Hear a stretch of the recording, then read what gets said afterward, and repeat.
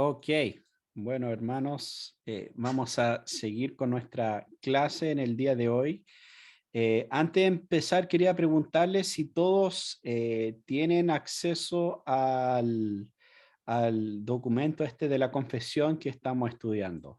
La otra vez había mencionado eso, pero si, a ver, por cualquier razón, si todavía no lo tienen, voy a ver si puedo agregarlo. am, Voy a ver cómo. Ah, ahí lo subí al chat, así que ahí está el PDF, porque hoy día no voy a estar mostrando el texto de la confesión en pantalla, pero ahí recién lo agregué al chat, así que si aún no tienen ese PDF, lo pueden descargar ahora y ahí lo podemos estar leyendo juntos. Y bueno, en la clase de hoy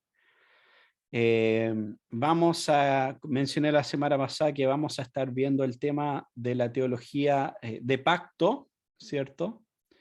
La semana pasada vimos lo que fue este tema de la autoridad de las escrituras y la perspectiva que la confesión de fe de Westminster tiene en relación y cómo ve las escrituras, ¿ya? Y mencioné que la semana pasada que vamos a estar hablando de la teología de pacto esta semana, pero antes de eso vamos a estar hablando del capítulo anterior, porque eso, el tema de pacto es el capítulo 7, pero vamos a estar viendo el capítulo 6 primero, que es bastante corto, no es tan largo, que es sobre la caída del ser humano y del pecado y su castigo, porque creo que es importante entender ese elemento antes que pasamos a lo que es el aspecto específicamente de la teología de pacto. Entonces vamos a ir al capítulo 6. En el documento que les mandé, eso sería la página número 24, ¿ya? Así que capítulo 6, página 24. Y si todos lo tienen, podemos seguir con la clase. ¿Todos tienen el documento? Sí, sí, yo lo tengo también. Perfecto. Muy bien. Bueno, vamos a ir leyendo en la página 24, capítulo 6, de la caída del ser humano, del pecado y su castigo. Vamos a ver el punto número 1, que dice lo siguiente. Dice, nuestros primeros padres, siendo seducidos por la sutileza y tentación de Satanás, pecaron al comer del fruto prohibido.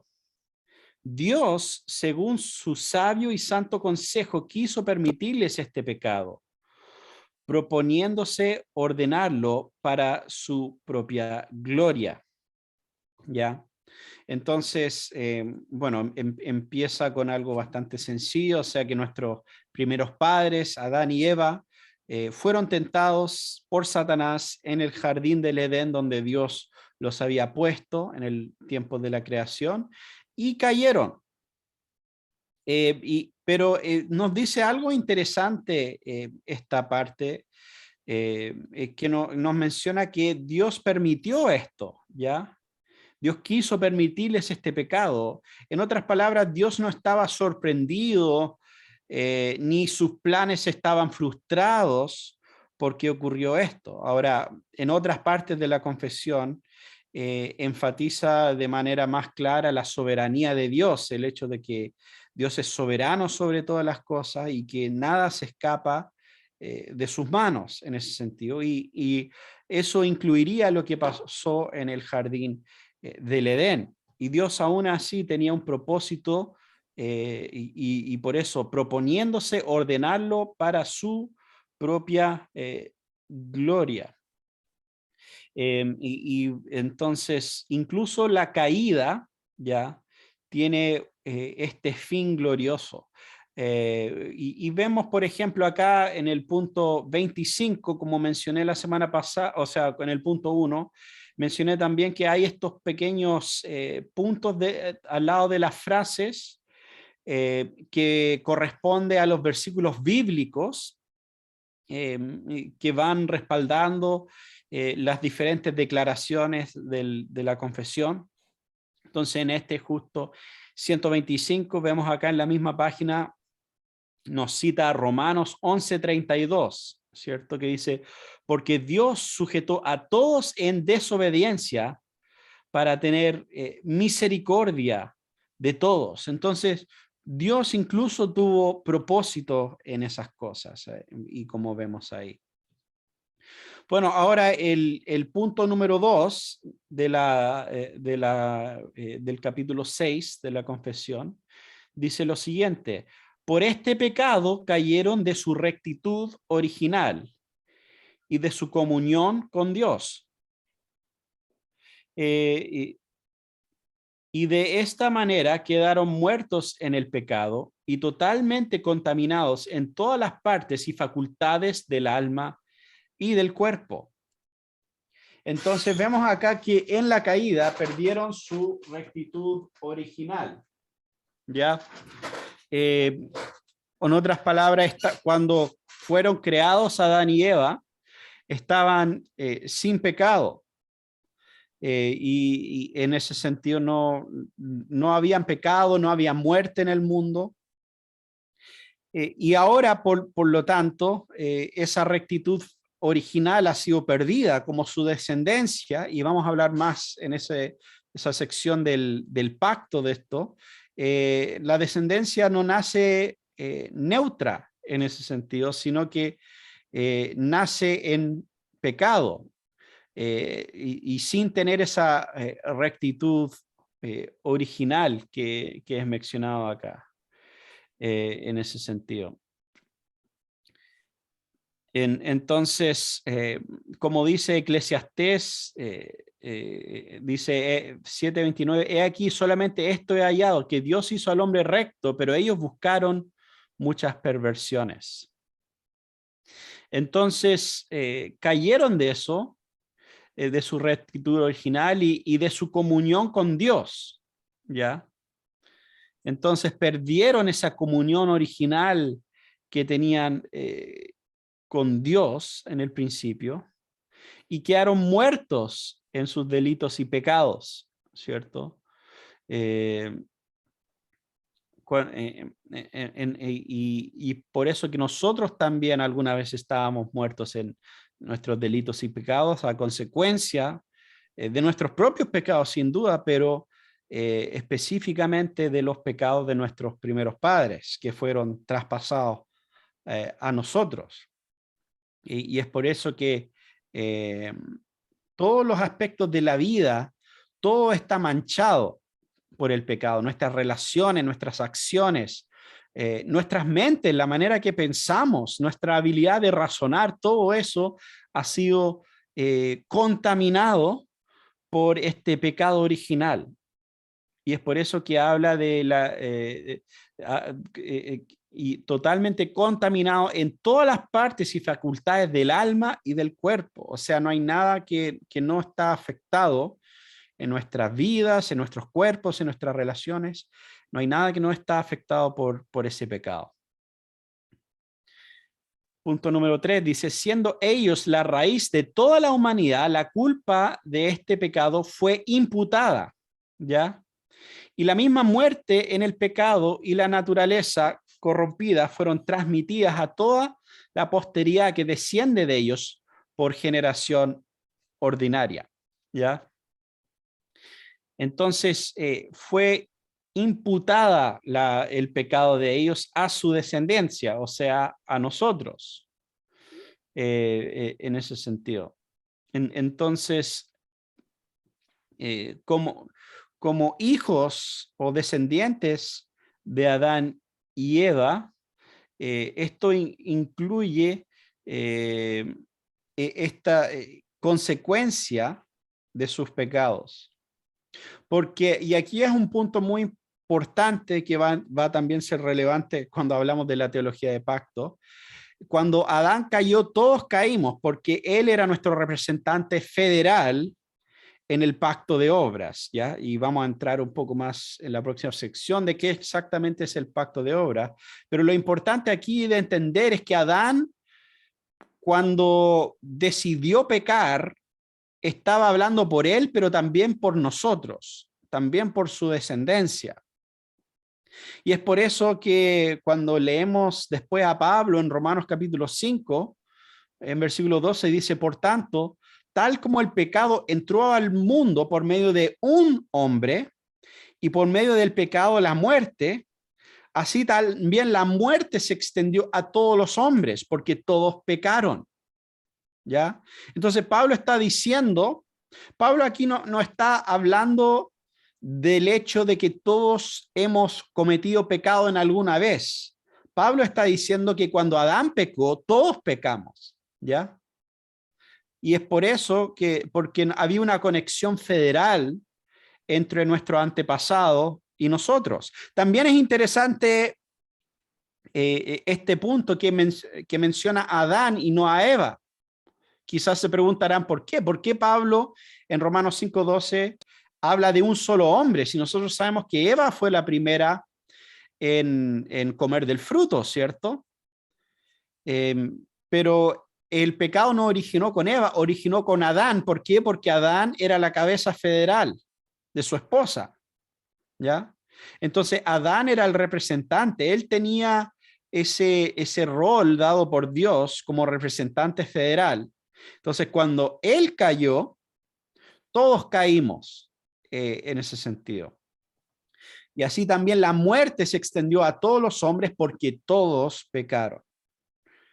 Y como Adán y Eva fueron los primeros seres humanos, o sea, no hay ningún otro ser humano antes de ellos, ¿ya?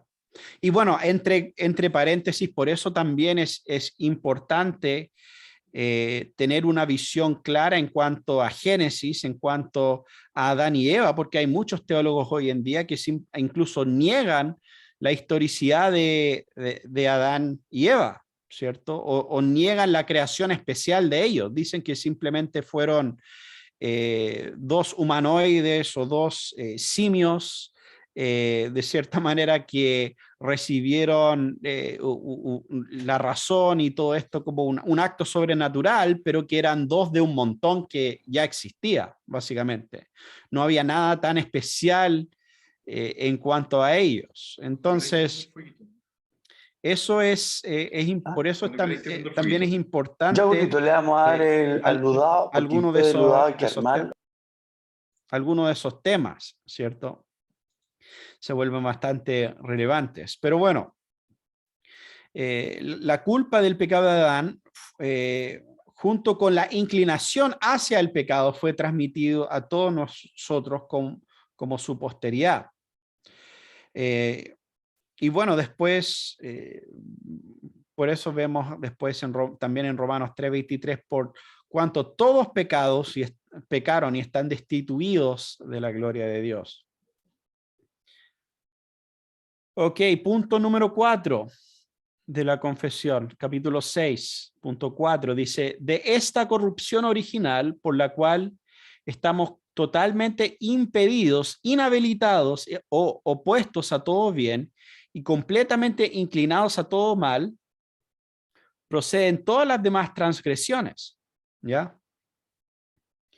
O sea, de esta realidad del ser humano caído en Adán, de ahí procede toda la otra maldad. Y esto es muy importante de entender, porque nosotros estamos en una sociedad que ve muchas veces las cosas externas y busca responsabilidades externas, ¿ya? De por qué los niños son tan violentos o por qué ocurren estas tragedias. Porque son los videojuegos. No, es que es esto. No, que es lo otro. Pero lo que nosotros olvidamos o lo que el mundo no entiende es que la maldad procede del corazón del hombre, ¿ya? El hombre es malvado en su corazón. Obviamente pueden haber cosas externas que nos enseñan a ser más eficientes en ese pecado, ¿no? Y a ser cosas más terribles, de cierta manera, con cierto conocimiento puede ser, pero toda esa maldad procede del corazón. De ahí proceden todas esas transgresiones. Y dice, por lo cual estamos totalmente impedidos, inhabilitados y opuestos a todo bien. Entonces, no es solamente que estamos inclinados hacia el mal, estamos opuestos a todo bien, ya que sin duda es una situación muy complicada. Romanos 3, 10 al 12 dice, ¿cómo está escrito? No hay justo, ni aun uno. No hay quien entienda, no hay quien busque a Dios. Todos se desviaron, a una se hicieron inútiles. No hay quien haga lo bueno, ni siquiera uno. Esa es una descripción que Pablo toma varios pasajes del Antiguo Testamento y da una imagen de lo que es la condición del hombre, ¿ya? El hombre, no hay justos, no hay buenos, ¿ya? No hay quien haga lo bueno, no hay quien entiende, nadie busca a Dios. Esa es la situación del hombre. El hombre está caído en una depravedad total, ¿ya? El hombre está totalmente separado de Dios y totalmente entregado a su pecado y está viviendo según los parámetros de su padre, Adán. Entonces, en resumen, la condenación del pecado original incluye, número uno, que somos culpables no solo por nuestros pecados, que sin duda también tenemos eso, pero aparte de eso somos culpables por el pecado de Adán. Cuando Adán quebrantó el pacto de obras, cuando Adán desobedeció a Dios y comió junto a su esposa del árbol prohibido, él cayó, pero también toda su descendencia, porque era el representante federal. Y cuando él cayó, nosotros caímos. Entonces, perdimos nuestra justicia original. En otras palabras, nosotros no nacemos neutros ahora. No es que nacemos sin pecado o sin una inclinación hacia el pecado y todo lo demás. No, nacemos corrompidos, según las Escrituras. Entonces, toda nuestra naturaleza, cuerpo y alma, está corrompida y todo nuestro pecado fluye de esa naturaleza corrompida, ¿ya? Entonces, esa es la situación en la que nos encontramos como seres humanos caídos en ese sentido. Vamos al punto número 5, que dice, la corrupción de la naturaleza permanece durante esta vida en aquellos que son regenerados, y a pesar de que por medio de Cristo sea perdonado y mortificado, sin embargo, dicha naturaleza, tanto en sí misma como en todos sus efectos, son verdadera y propiamente pecado. Ahora, aquí está diciendo que aun cuando nosotros somos regenerados, cuando nacemos de nuevo, aún seguimos con una naturaleza pecaminosa durante esta vida, ¿ya? Quizás esto puede ser algo chocante de escuchar, pero los cristianos, cuando se vuelven cristianos, no dejan de pecar, ¿ya? Quizás habrán conocido a algún cristiano que pecó alguna vez, o sea, esa es parte de la realidad de nuestra naturaleza caída. Ahora, cuando somos justificados por medio de la fe en Cristo, obviamente hay un cambio en nuestras vidas, obviamente ya el pecado ya no reina en nuestras vidas, pero sí quedan los restos de esa naturaleza pecaminosa y queda una porción de ese pecado en nosotros y Dios hace una obra de santificación en nosotros a través de nuestra vida, donde va lentamente matando nuestro pecado y llevándonos a la santificación. Entonces, esa es la condición en la que nos encontramos, incluso como cristianos, ¿ya? Es importante de enfatizar eso, porque aunque no ha sido la mayoría de los casos, han habido algunos cristianos en la historia que creen que uno como cristiano puede llegar a un punto donde nunca peca y donde es totalmente librado del pecado. Pero no, eso no es algo que ocurre en esta vida, por lo menos. O sea, Dios está haciendo una obra en nuestras vidas, progresivamente estamos siendo santificados, pero no es una obra instantánea y no es una obra que simplemente llega el día donde ya dejamos totalmente de pecar. Puede que en un área de nuestra vida dejemos el pecado, ¿cierto? Puede que podemos tener un problema particular quizás con el alcohol o con alguna otra cosa y que llegamos a Cristo y abandonamos eso. Pero hay otras áreas de nuestras vidas donde Dios sigue trabajando y sigue moldeándonos y así será hasta el fin de nuestras vidas. ¿Ok? Vamos al punto número 6, aquí el último punto de esta sección en cuanto al pecado original.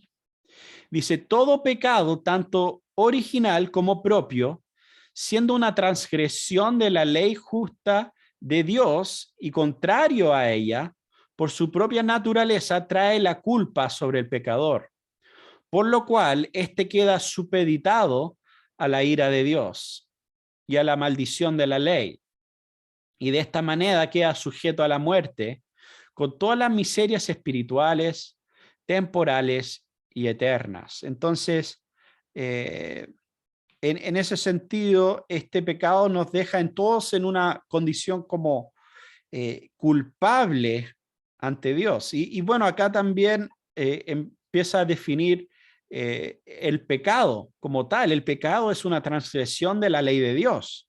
Esa sería la definición más exacta. Ya no es simplemente un error, no es simplemente un desliz, no es simplemente algo que hice sin querer, es una transgresión de la ley, es una transgresión de los mandamientos de Dios y conlleva consecuencias, ¿ya? Por un lado, estas consecuencias pueden ocurrir en esta vida, ¿cierto? Hay consecuencias en esta vida para el pecado.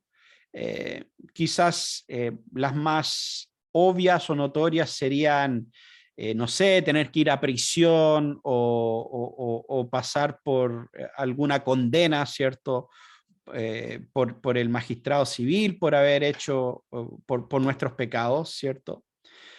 Pero también tiene consecuencias internas, eh, por ejemplo, ceguera espiritual, la dureza del corazón y cosas relacionadas. Y consecuencias externas en nuestras vidas también. Pero también hay consecuencias del pecado que van más allá de esta vida, ¿ya? Que van al aspecto eterno. Y eso sería el infierno y la separación eterna de la cómoda presencia de Dios. En ese sentido. Entonces, también hay que considerar esa, obviamente, sería la consecuencia más grave del pecado en esta vida. Ok, entonces esos son algunos de los puntos en cuanto al pecado original. No sé, quizás dejar unos minutos si alguien tiene alguna pregunta, un comentario, si se entendió lo que hemos estado compartiendo en este tiempo en cuanto al pecado original. O podemos pasar, y después podemos pasar al capítulo 7 que tiene que ver con el pacto y la teología del pacto.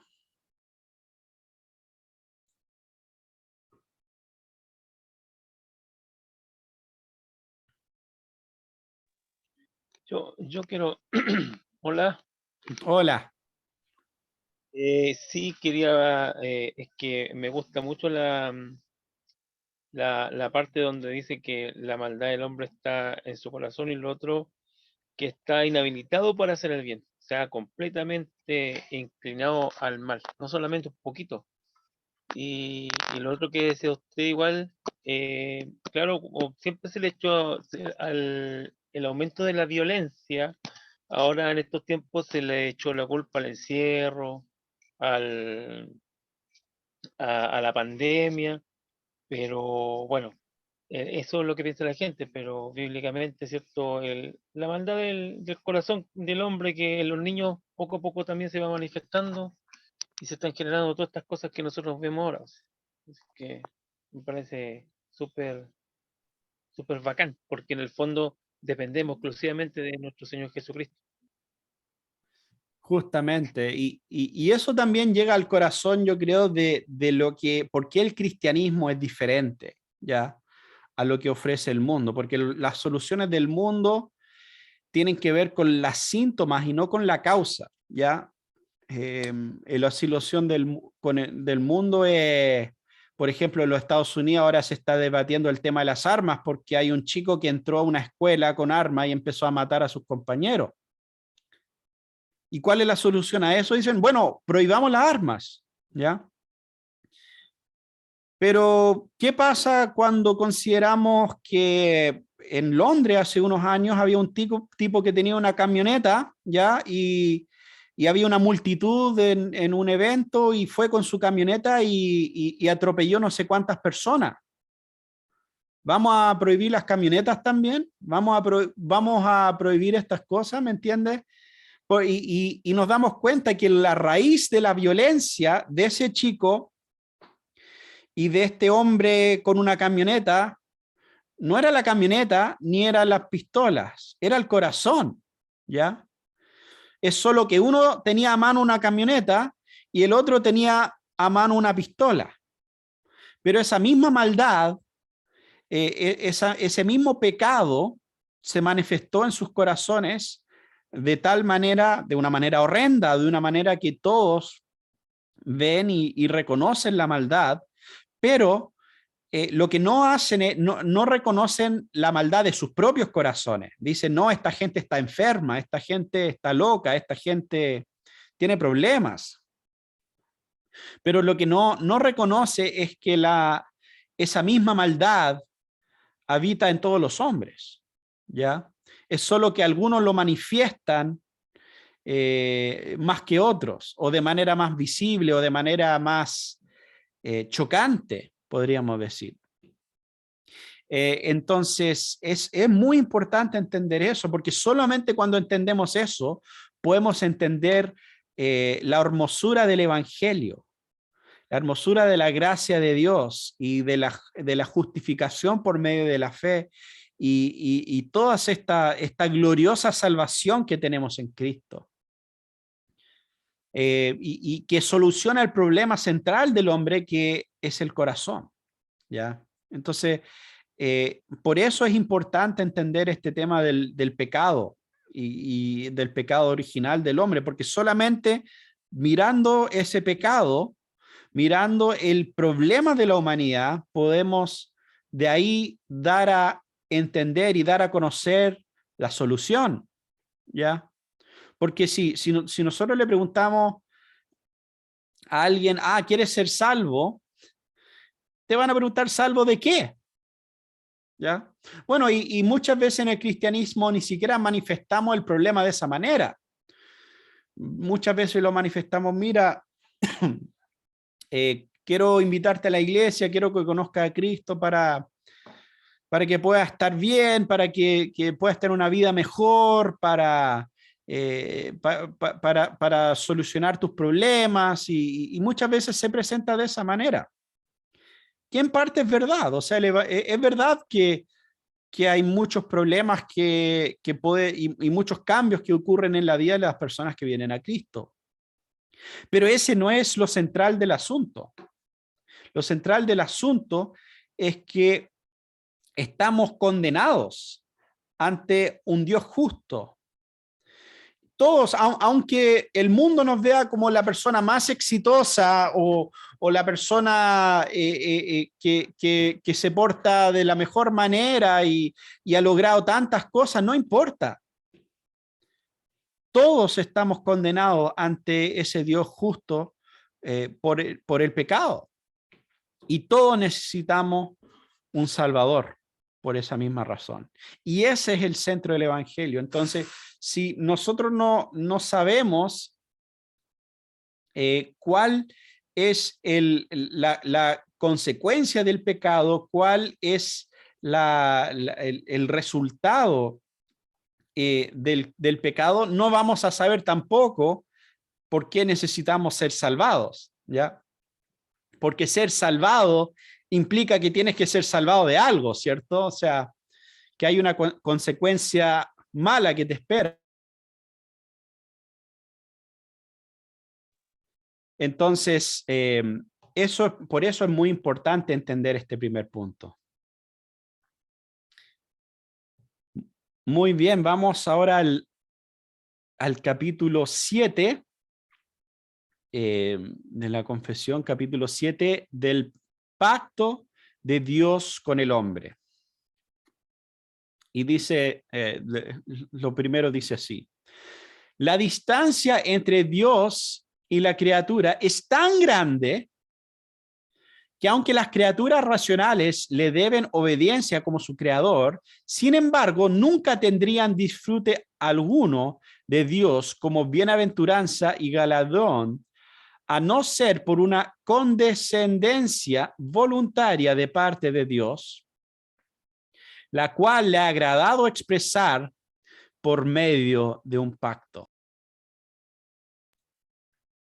Nosotros vivimos en tiempos donde el cristianismo evangélico ve un Dios tan pequeño, ve un Dios tan, un Dios que es mi amigo, ya tan personal, que Dios es mi amigo, Él está ahí para escucharme cuando me siento mal, y esa es la manera que muchos ven a Dios, casi como un peluche, ¿no? De cierta manera. Y en ese contexto, lamentablemente, pocas veces nos detenemos a considerar cómo un Dios tan grande y tan distinto a su creación puede interactuar con su creación. O sea, y por eso me encanta cómo empieza este capítulo. La distancia entre Dios y las criaturas es tan grande, porque justamente es un punto que no consideramos. Cómo lo infinito puede relacionarse con lo finito, ¿ya? Porque a esta altura, ¿cómo una hormiga puede relacionarse con un elefante?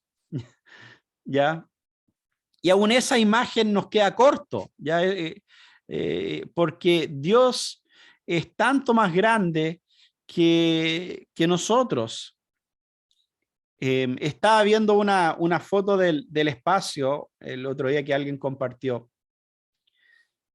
O no sé si era del espacio o si era simplemente algo digital. Y tenía el Sol, pero delante del Sol había uno de los planetas, Saturno, algo así. Pero parecía que tenía un píxel muerto en la pantalla simplemente, porque era literalmente un puntito negro. Y la persona que lo compartió dijo, no, eso no es un píxel muerto, ese es un planeta. Y cuando considerabas el tamaño del Sol comparado con eso, era inmensa la diferencia. Ahora, ¿cuánto más la distancia entre Dios y el hombre?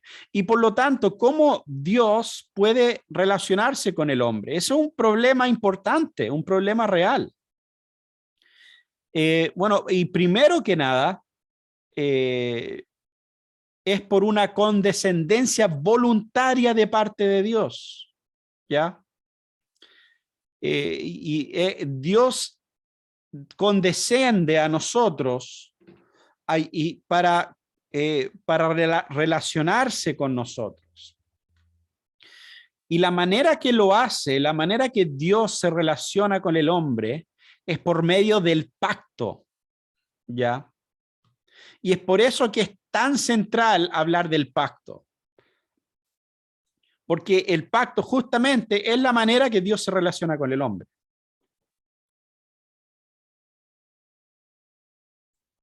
Sin pacto no hay relación con Dios.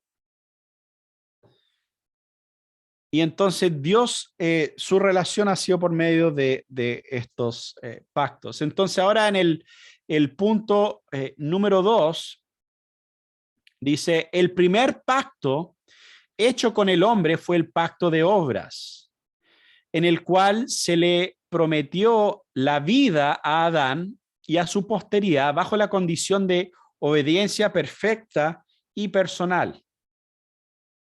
¿Ya?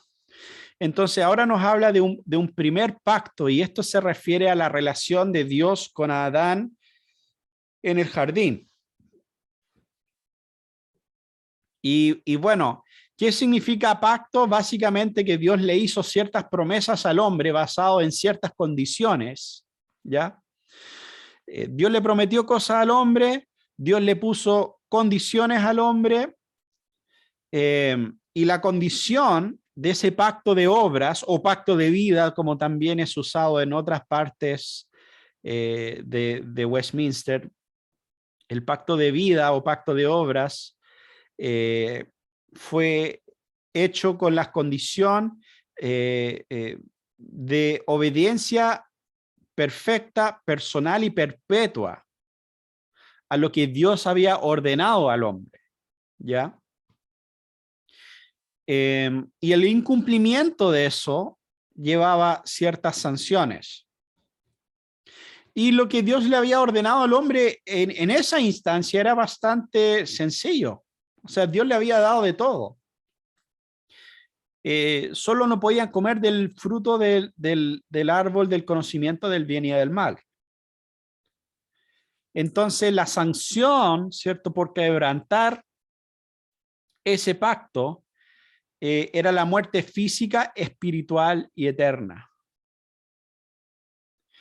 Entonces, bueno, si se dan cuenta, esta primera parte va muy de la mano con lo que vimos sobre la caída del hombre también. Punto número 3. Ahí llegamos otra vez al asunto de la caída. Por su caída, el hombre se hizo a sí mismo incapaz de la vida mediante aquel pacto, por lo que agradó a Dios hacer un segundo pacto, comúnmente llamado el pacto de gracia, en el cual Dios, por medio de Jesucristo, ofrece gratuitamente la vida y la salvación a los pecadores, requiriéndoles fe en Él para que sean salvos, y prometiendo dar su Santo Espíritu a todos aquellos que están ordenados para vida eterna, a fin de darles la voluntad y la capacidad de creer. Entonces nos habla con la caída del hombre y el quebrantamiento de ese pacto de obras, de ese primer pacto. Dios, por las estipulaciones de ese pacto, estaba en todo su deber de destruir al hombre, ¿ya? Pero en vez de destruir al hombre, la historia dio un giro inesperado, podríamos decir. En vez de dejar caer esas consecuencias, simplemente Dios entregó su gracia. El primer pacto ya estaba roto. Ya el primer pacto no tenía arreglo. Y es por eso que Dios hizo un segundo pacto de gracia. Ahora, por otro lado, no queremos tampoco entender que ese primer pacto era netamente algo merecido, ¿cierto? Porque casi suena como pacto de obras, pacto de tus méritos, y de la otra es pacto de gracia. Pero incluso ese primer pacto tenía aspectos de gracia, o sea, de todas formas, Dios no estaba obligado a crear al hombre, Dios no estaba obligado a darle al hombre una misión, una comisión, ¿cierto? eso también era la gracia y misericordia de Dios. Pero, ¿en qué sentido era especial este segundo pacto de gracia y muchísimo mejor que el primer pacto? Ahora, justamente porque estaba basado en la gracia de Dios y no en la obediencia de Adán. Los pactos siempre tienen dos partes, ¿cierto? Y en el caso de del primer pacto, de ese pacto de obra, ¿cuáles eran las dos partes? Bueno, era Dios por un lado y estaba Adán. Dios hizo un pacto con Adán y requería la obediencia, ¿cierto?, de Adán. Y como se acuerdan y esto es muy importante, se acuerdan que como Adán era la cabeza federal de ese pacto, ¿ya? Porque ya podría ser que si no hay ningún pacto, por ejemplo, entonces cada uno tiene una relación individual con Dios, ¿ya? Dios podría haber hecho un pacto individual con Adán, pacto individual con Eva, pacto individual con cualquier otra persona, de cierta manera. Pero como Adán era la cabeza federal, él era representante de todos bajo ese pacto, de cierta manera, ese pacto de obras, y cuando él quebró el pacto, todos quebraron el pacto. Entonces las dos partes aquí eran Adán y Dios, pero ¿quiénes son las dos partes en este pacto de gracia? Las dos partes ya no son Adán y Dios, porque Adán ya demostró que no podía ser fiel al pacto. Las dos partes en este segundo pacto de gracia son Dios y Cristo. Cristo es el segundo Adán. Cristo es la cabeza federal que se pone en la brecha en representación de su pueblo.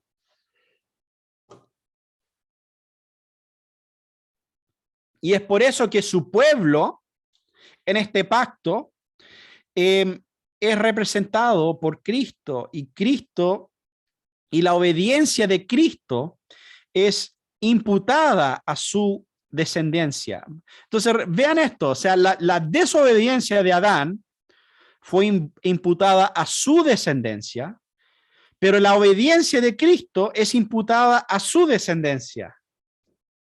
Y esto es muy importante, porque quizás hace unos minutos cuando yo dije que tú y yo somos responsables por el pecado de Adán, quizás por un minuto sintieron, bueno, eso no es justo, ese es el problema de Adán. Yo no estaba ahí, yo no comí de ese fruto, no, yo no quiero ese problema, ¿cierto? Es una reacción muy humana. Y de hecho hasta Adán tuvo esa reacción en su momento, ¿se acuerdan? Cuando Dios dijo, ¿por qué comiste del fruto? Ah, no, la mujer que tú me diste, ella me dio el fruto. Inmediatamente, no tomando responsabilidad, inmediatamente tirando la responsabilidad a otro. Después cuando Dios le pregunta a la mujer, ella dice, no, fue la serpiente. Fue la serpiente, él es el culpable.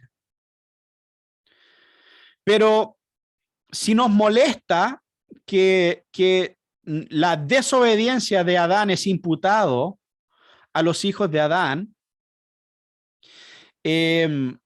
entonces tenemos que preguntarnos bajo qué principio la obediencia de Cristo puede ser imputada a nosotros. ¿Ya? Porque ¿qué relación tengo yo con Cristo? Yo vivo en Chile en el año 2022. Jesús, hombre judío en el Medio Oriente, murió en una cruz hace 2000 años y resucitó de entre los muertos. ¿Qué relación tiene conmigo Jesús, aparte de yo haber escuchado su historia? Bueno, tiene una relación federal con nosotros. Esa es la conexión que nosotros como hijos de Dios tenemos con Jesús. Él es nuestro, al entrar a la familia de Dios, al ser adoptado a la familia de Dios, Jesús se vuelve nuestro representante federal. Pasamos de la humanidad que está en Adán a la humanidad que está en Cristo. Y Él nos representa, ¿ya? Y su obediencia es nuestra obediencia.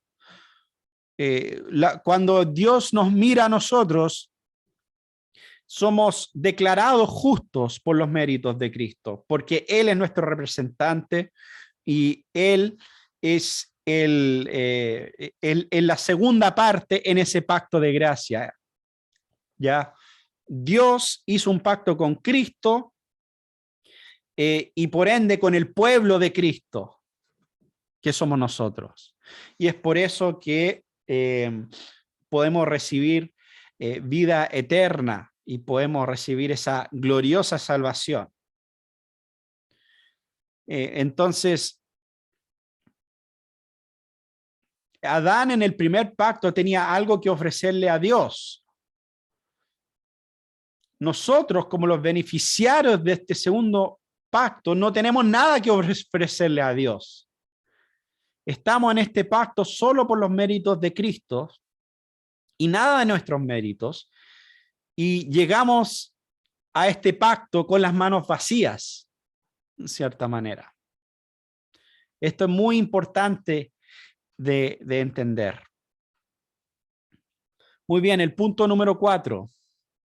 En la Escritura, este pacto de gracia frecuentemente se anuncia con el nombre de testamento, en referencia a la muerte de Cristo Jesús, el testador, y a la herencia eterna, con todas las cosas pertenecientes a ella, que en aquel testamento son legadas. ¿Ok? Entonces, Cristo cumple las estipulaciones del pacto donde Adán fracasó. Y podemos ver esto de muchas maneras, o sea, incluso en la vida de Cristo.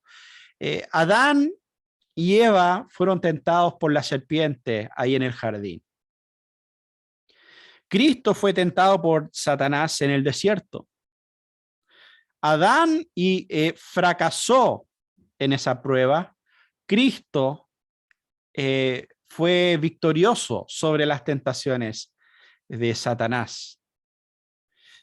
En todos los puntos donde Satanás o donde Adán fracasó, Jesús fue victorioso. Entonces Adán cae en un jardín, Cristo se entrega a la voluntad del Padre en el jardín del Getsemaní.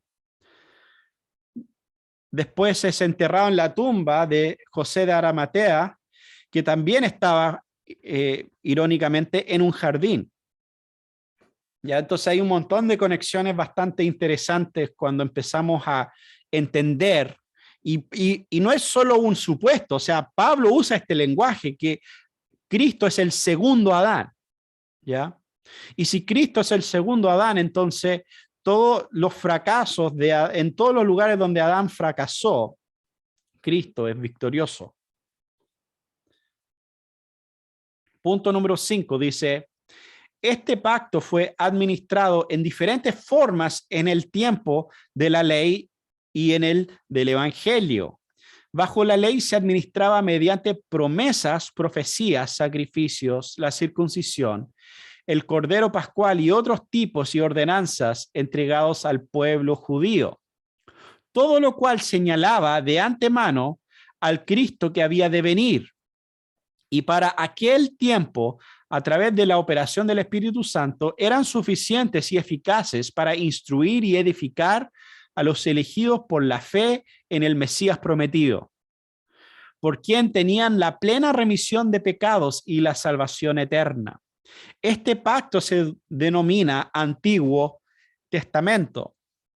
Este punto es muy crucial y es un punto donde lamentablemente muchos evangélicos modernos tienen una gran confusión, porque entendemos que nosotros somos salvos por Cristo, pero ¿qué hay de esta gente que vivió antes de Cristo?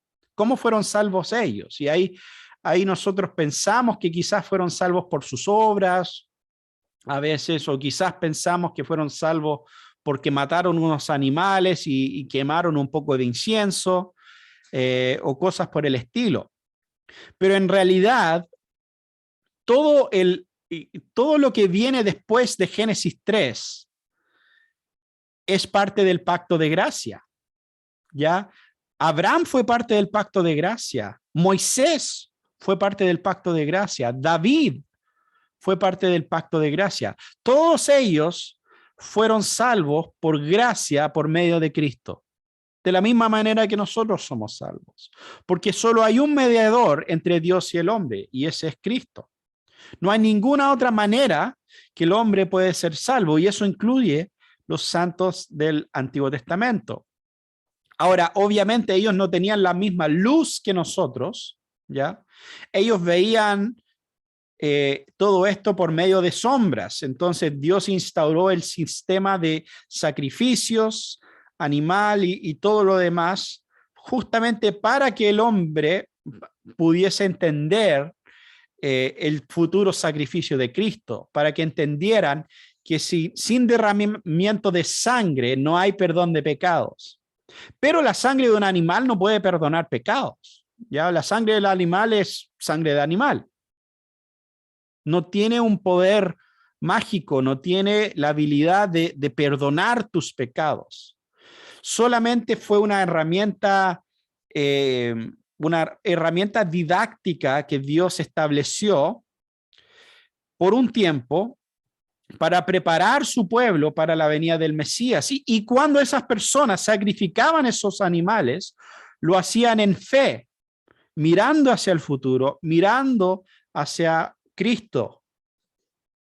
Y en la venida de Cristo fue como un cheque a fecha, o sea, la muerte de Cristo termina pagando los pecados, nuestros pecados, pero también los pecados de David, o los pecados de Abraham, por ejemplo, porque funciona de esa manera la obra de Cristo también hacia el pasado en ese sentido. Así que ese también es un punto muy, muy importante.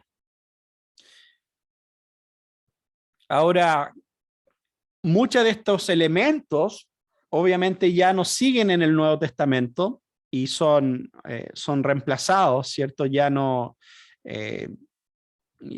seguimos, ¿cierto? Los rituales de sacrificio animal, ya no guardamos varias de estas ceremonias y solamente lo que Dios ha establecido para su iglesia es el bautismo y la cena del Señor. Esos son los sacramentos, podríamos decir, que Dios ha establecido para ser administrados en el nuevo pacto, podríamos decir.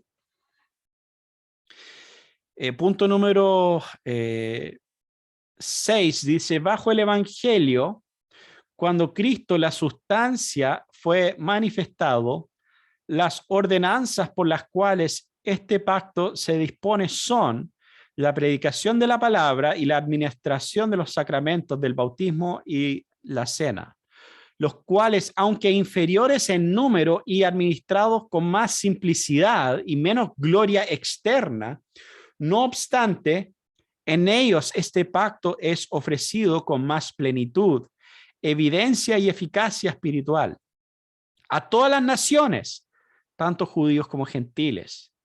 Este pacto se denomina el Nuevo Testamento.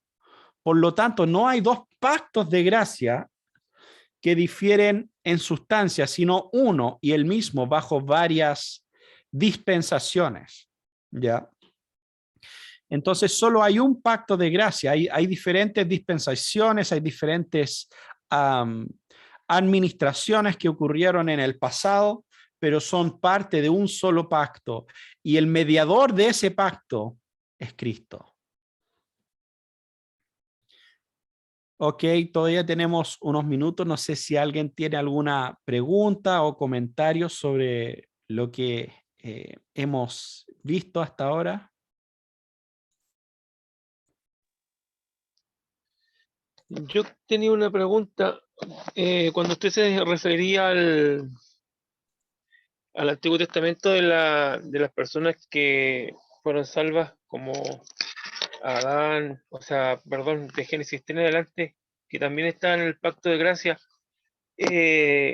Bueno, el pueblo de Israel, igual por medio de la ceremonia que se instauró en el Yom Kippur, ¿verdad? Ese tipo. Pero ¿qué Claro, pasa con ajá. los pueblos, con los otros pueblos, los que no era el pueblo de Israel? Dios siempre tuvo un solo pueblo a través de toda la historia.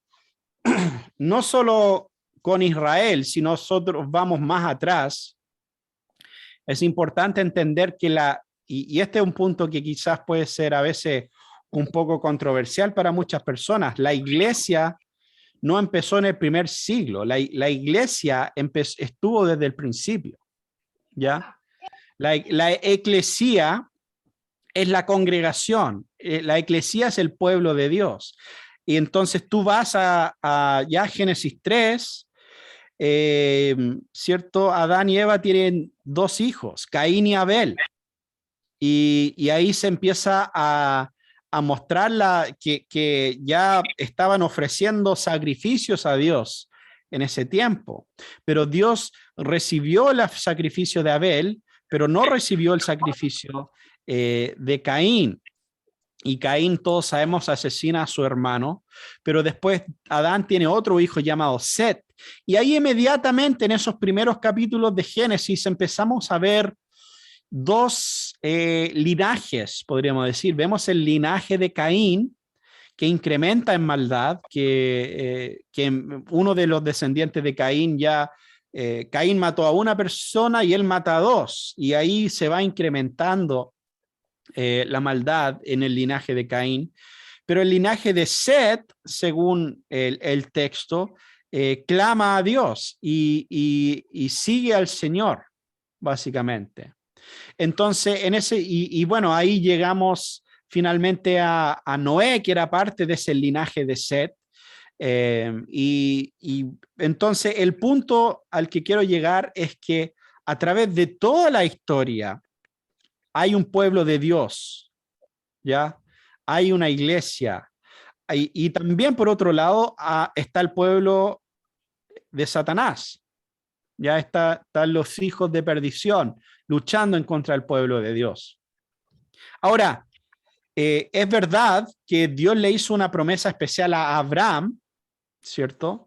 Y que los descendientes de Abraham, por medio de Isaac, y después Jacob, que posteriormente es llamado Israel, ellos se vuelven son el pueblo del pacto, el pueblo de la promesa, pero aún ellos no eran 100% de ese linaje. Acuérdense que cuando Israel sale de Egipto, hay egipcios que salen con ellos, por ejemplo.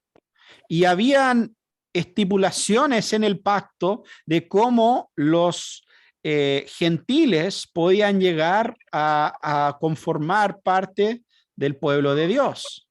Incluso en la descendencia de Jesús. Es muy interesante. Vemos a Rahab, ¿cierto? La prostituta, que definitivamente no era del linaje del pueblo de Dios y no era de una profesión muy noble. Vemos a Ruth, ¿cierto? Que era moabita, que no eran parte del linaje escogido, pero aún así eran parte del pueblo escogido de Dios, tanto que entraron a ser parte del linaje de Cristo. Qué increíble, ¿no? Entonces, vemos en eso que sí, principalmente el pueblo de Dios era Israel, principalmente, pero también habían algunos otros gentiles que entraron a conformar parte de ese pueblo. Pero cuando el evangelio, cuando llega Cristo y el evangelio se abre a las naciones, obviamente ahí se vuelve algo mucho más internacional. Ahora el evangelio está en todas las naciones y ahora la iglesia no es principalmente judía, ahora la iglesia es de todas las naciones. Entonces, esa es parte del propósito eterno de Dios. Dios tenía un propósito en su pueblo escogido y también tuvo el propósito que con la venida de Cristo y el nuevo pacto siendo instaurado, que ahora llegue a todos los últimos confines de la tierra y que toda la tierra esté lleno de su gloria. Y eso también es lo que prometía en los profetas, ¿cierto? Una y otra vez, levántate y resplandece, ¿cierto? La luz de Dios a las naciones, era lo que eso era lo que cantaban los judíos, y era la expectativa profética, ¿cierto? De que Israel sería una luz para las naciones y que las naciones serían transformadas por el Dios de Israel. Y eso no se cumplió en el antiguo pacto, pero sí se está cumpliendo ahora en el periodo del Nuevo Testamento en el que estamos. Todas las naciones están siendo transformadas por el poder del Evangelio y el Evangelio continuará en ese proceso, básicamente. Entonces, sí, en tiempos antiguos, la mayoría de los hijos de Dios eran de esa familia específica. Pero ahora el Evangelio se abre a todas las naciones.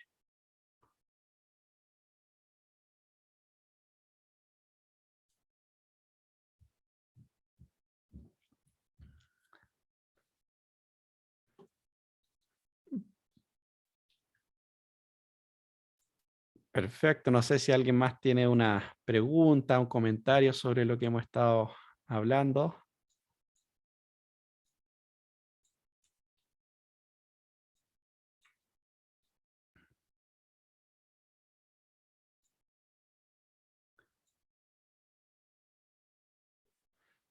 Bueno, por mientras quería mencionarles y mostrarles un texto que enfatiza un poco el punto que estaba mencionando en cuanto a cómo la obra de Cristo fue eficaz para nosotros, para los que vienen después de Cristo, pero también para los que vinieron antes de Cristo. Y uno de los textos que, en mi opinión, es uno de los más claros en identificar esta enseñanza es Romanos 3, versículos 24 y 25. O perdón, 24 al 26 vamos a leer. Y dice, todos son justificados gratuitamente por su gracia por medio de la redención que es en Cristo Jesús, a quien Dios exhibió públicamente como propiciación por su sangre y a través de la fe, como demostración de su justicia, porque en su tolerancia Dios pasó por alto los pecados cometidos anteriormente, para demostrar en este tiempo su justicia, a fin de que Él sea justo y sea el que justifica al que tiene fe en Jesús. Ahora, esto tiene varios elementos. Número uno, que Dios exhibió a Jesús como propiciación por su sangre, y eso significa, este concepto de propiciación es que el castigo de uno es traspasado a otro, ¿ya? Entonces, el castigo que iba, pues ese cordero que era matado como propiciación en el Antiguo Testamento, el castigo que iba a caer sobre la persona que cometió los pecados es traspasado y muere ese cordero, ¿cierto? Pero como mencioné, la muerte de un cordero no tiene cómo pagar por pecado. Es un animal simplemente. ¿Cómo va a pagar por pecado la muerte de un animal? Pero mira lo que dice el versículo 25 acá, dice, como demostración de su justicia. Pablo está muy preocupado por la justicia de Dios. Pero y esto es muy importante porque muchos hoy en día reclaman sobre la justicia de Dios, pero generalmente gira en torno a cómo un Dios justo puede castigar a los seres humanos, por ejemplo. Y eso es como lo que la gente pregunta, ¿cómo un Dios justo puede castigar a los seres humanos? Pero ese no era el problema. Pablo estaba enfrentando otro problema. ¿Cómo un Dios justo puede perdonar a seres humanos injustos? ¿Ya? A pecadores. Porque si un juez, y es interesante, hay un programa en los Estados Unidos que siempre aparece en televisión siempre me aparece en redes sociales, de un juez en los Estados Unidos, que personas van delante de este juez y dice, bueno, ¿qué hiciste? Bueno, iba muy rápido en esta parte. Ah, pero ¿quién eres? No, yo soy esta persona, esto, lo otro. Ah, mira, tú eres buena persona y por lo tanto te voy a dejar ir sin pagar una multa. Y así terminan casi todos estos videos de un juez dejando todos libres. Y toda la gente dice, ah, mira qué hermoso. Pero ¿saben qué? Ese es un pésimo juez. Eso no es un buen juez. Eso no es un juez justo. ¿Ya? Ese es un juez injusto, que deja libre a las personas y no los hace pagar las consecuencias de sus crímenes, finalmente. Entonces, ¿cómo Dios puede ser justo y perdonar a pecadores? Esa es la gran pregunta del libro de Romanos. Y es por eso que dice, y como demostración de su justicia. O sea, Jesús murió como, Dios exigió públicamente como propiciación por su sangre a través de la fe, como demostración de su justicia. En otras palabras, Jesús murió por nosotros. Alguien tenía que morir, ¿ya? Y no podía ser alguien que también era culpable, porque si muere alguien que ya es culpable, ¿cómo va a pagar por nuestros pecados? ¿Cierto? Si él ya merece morir por sus propios pecados. Por eso Jesús fue un cordero sin mancha, fue totalmente sin pecado y murió por nosotros para, para demostrar la justicia de Dios. Y dice justamente acá, mira, dice, porque en su tolerancia Dios pasó por alto los pecados cometidos anteriormente. ¿A qué se refiere esos pecados cometidos anteriormente? Se refiere a los pecados del Antiguo Testamento. Dios pasó por alto esos pecados. Cuando David pecó, cuando Abraham pecó, cuando Isaac pecó, Dios no hizo caer el juicio justo sobre ellos. Pero, y dice, versículo 26, para demostrar en este tiempo su justicia. O sea, con la venida de Cristo, ahora es demostrada la justicia de Dios. Porque había un cheque a fecha, de cierta manera. Había la promesa de Dios que en Génesis 3 estaba la promesa de Dios, estaba el pacto de gracia, pero todavía no se había efectuado el pago. El pago era la sangre de Cristo. Y entonces ese pago vino para pagar por los pecados de David y para pagar por mis pecados y tus pecados. ¿Ya? Entonces Dios pasó por alto anteriormente esos pecados y fueron pagados con la muerte y el sacrificio de Cristo. Y dice, y me encanta esto, dice, para que Él sea justo y sea el que justifica. Esta es una tremenda paradoja. ¿Cómo Dios puede ser el justo y el que justifica? ¿Ya? Porque si Dios es justo, entonces todos mueren, porque todos merecen la muerte. Entonces Dios podría ser justo, pero no podría ser el que justifica. Pero si Dios justifica y Dios dice, no, están todos perdonados, dejaría de ser justo. ¿Entiendes? Entonces, por la muerte de Cristo, se resuelve esa paradoja y Dios puede ser justo y al mismo tiempo el justificador.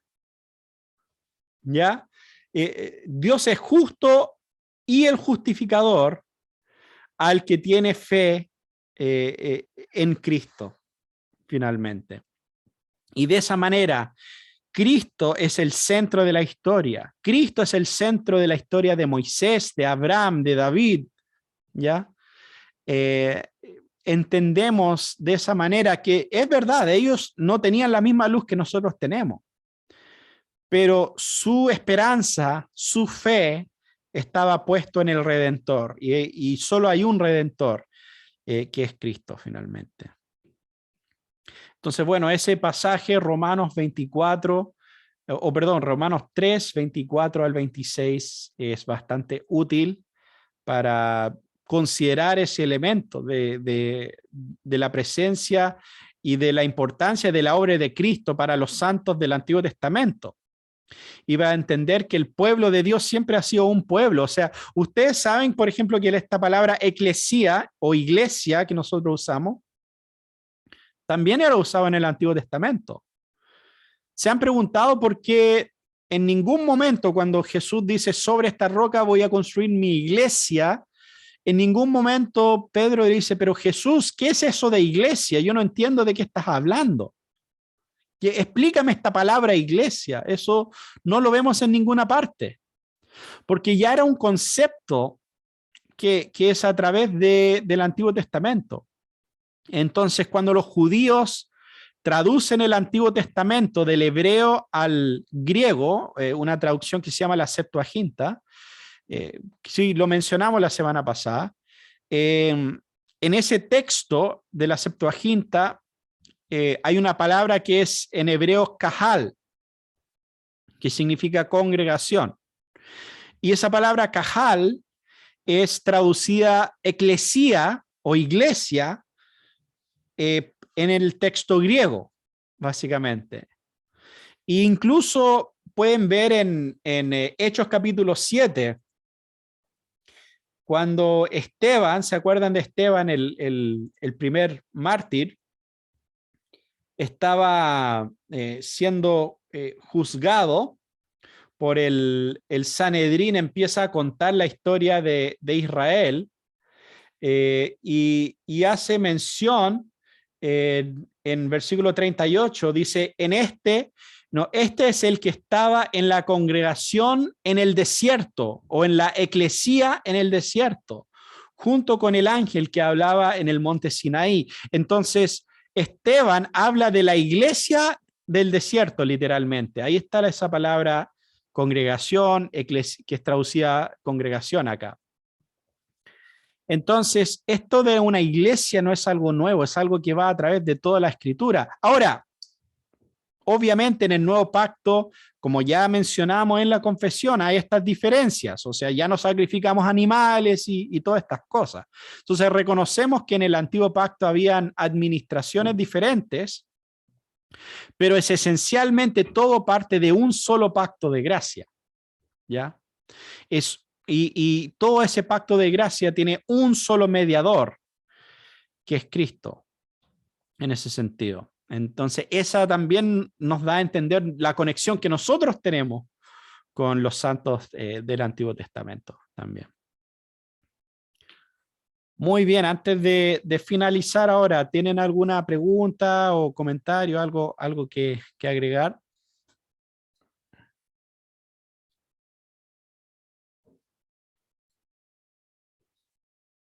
Perfecto, está todo claro entonces. Quizá. Bueno, lo bueno en esta circunstancia es que tenemos Quizás por eso no consultamos, porque vamos a necesitar rellenar algunas de las cosas que hoy día recibimos con un repaso. Sin duda, sin duda. Y Por lo lo menos bueno... yo creo que en la siguiente clase voy a tener más de alguna duda, más de alguna pregunta. No sé si está bien.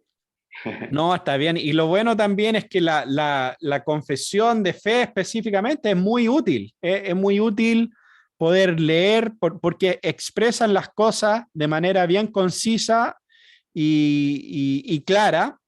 Y también tienen un montón de referencias bíblicas. Entonces eso nos ayuda también a considerar, ¿no?, algunos de estos puntos e ir a la palabra y escudriñar la palabra en este proceso también. Así que, bueno, si no hay más preguntas, no hay más comentarios, Estamos llegando al final entonces. No sé si el pastor Adrián está ahí y siquiera quiere mencionar algo antes de terminar.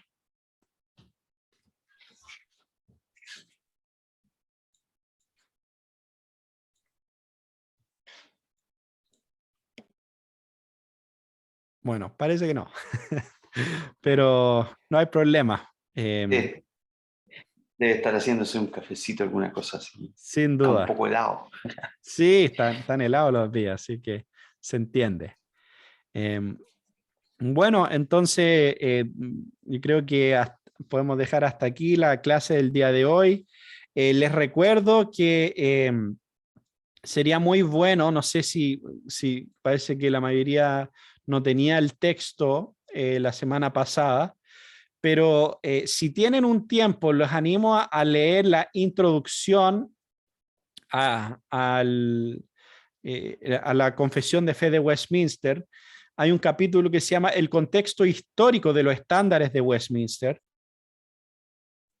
y sería muy útil para poder, son pocas páginas, deben ser unas 8 páginas, algo así.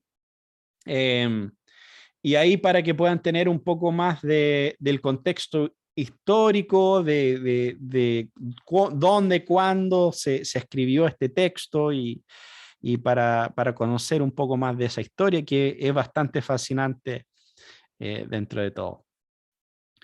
Así que, bueno, eso hermanos, muchas gracias por... Una consulta, ¿ese Ajá, texto va a ser la base para la siguiente clase? claro, sí. Sí, como mencioné la semana pasada, bueno, obviamente podríamos estudiar un montón de catequismos o de confesiones, pero en este tiempo estamos enfocándonos en lo que es la confesión de fe de Westminster y algunos de los puntos, porque claro, hay 33 capítulos, ¿cierto? Y recién en estas 2 clases hemos visto un total de 3, así que obviamente no vamos a intentar verlos todos en este tiempo, pero espero que pueda ser útil para conocer un poco, por lo menos, de lo que es esta confesión y algunos de los puntos que presenta. Así que eso, hermano, muchas gracias por su tiempo y bueno, nos vemos el próximo lunes, Dios mediante.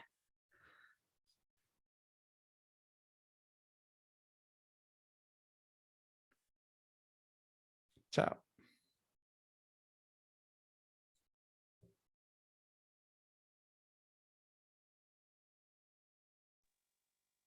Chao. Chao, chao. Muchas gracias.